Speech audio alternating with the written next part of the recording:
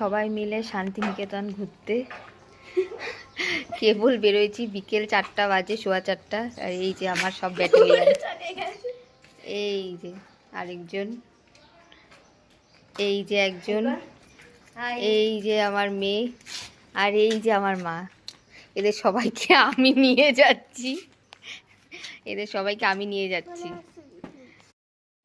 বসে আছি টোটোর জন্য। র্যাপিডোতে টোটো বুক করেছি, আর এদেরকে দেখো কেমন করে বসে আছে।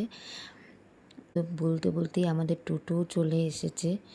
এখন টোটো করে যাব বাস টার্মিনাসে। আমরা একটা প্রাইভেট বাসে যাব, কারণ ট্রেনের টিকিট আমরা পাইনি। তাই এই যে চলে এসেছি সেই বাসের সামনে। এই বাসটা করেই আজকে আমরা বোলপুর শান্তিনিকেতন যাব।